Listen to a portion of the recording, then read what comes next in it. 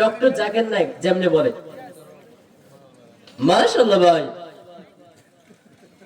ভাই আপনি প্রশ্ন করেছেন যে মুনাফিকের আলামত কয়টি? ভাই আল্লাহ নবী বলেছেন যে মুনাফিকের আলামত তিনটি। এক নম্বর হইল যখন সে কথা বলবে তখন সে মিথ্যা কথা বলবে। দুই নম্বর হইল যখন সে ওয়াদা করবে তখন সে ওয়াদা ভঙ্গ করবে। তিন নম্বর হইল সে আমানতের খেয়ানত করবে। ভাই আশা করি আপনি উত্তরটা পেয়ে গেছেন। কি মিলে মিলে মিলে মিলে কম না বেশি? বেশি না, একদম হুবহু, একদম হুবহু। লাগা লাগা আরো লাগা ধান লাগা। ভাই আমি কিন্তু মজার মানুষ একটা, খুব ধান লাগা লাগা লাগা ধান লাগা ধান লাগা। খালেক শরীফের নাম শুনছেন নি?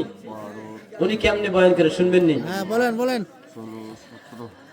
আমার ভাইরা, আমার বন্ধুগণ, কোন দিকে কোন নজর নাই, খুব খেয়াল করে কথাগুলো শুনবে।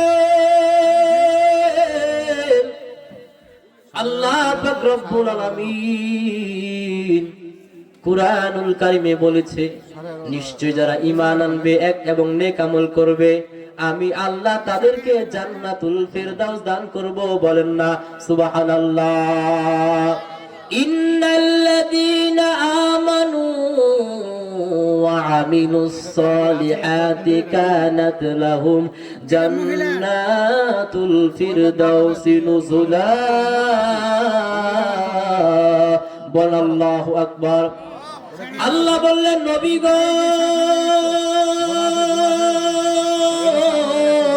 তামাম পৃথিবীর মানুষগুলোকে আমি আল্লাহর পক্ষ থেকে জানিয়ে দেন, ও নবী পয়গম্বর, যারা ঈমান আনবে এবং নেক আমল করবে, আমি আল্লাহকে বিশ্বাস করবে, কিয়ামতকে বিশ্বাস করবে, কিয়ামত একদিন হবে এটাকে বিশ্বাস করবে এবং নেক আমল করবে, ও নবী আমি বলে দিলাম মৃত্যুর পর আমি আল্লাহ তাদেরকে জান্নাতে প্রবেশ করাইব। বলেন না সুবহানাল্লাহ।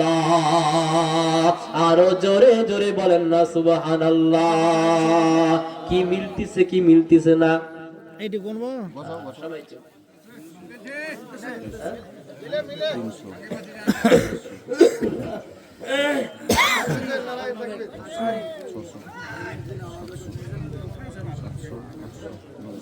মিজানুর রহমান আজহারি নাম শুনছেন নি? শুনবেন নি?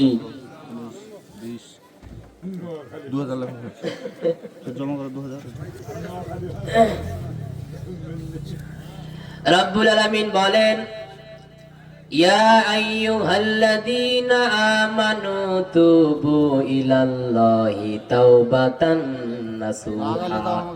রব্বুল আলামিন বলেন, অবিশ্বাসীরা, তোমরা যারা অন্যায় করেছো, নিজের নফসের উপরে জুলুম করেছো, ভুল করেছো, ভুল করার পর আমি রবের কাছে যদি ক্ষমা চাইতে পারো, আমি রব বলে দিলাম আমি তোমাদের সব গুনাহগুলো মাফ করে দিব। আল্লাহু আকবার। আরো জোরে বলেন।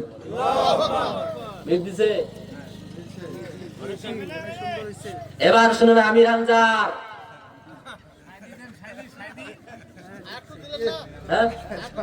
আরো দিব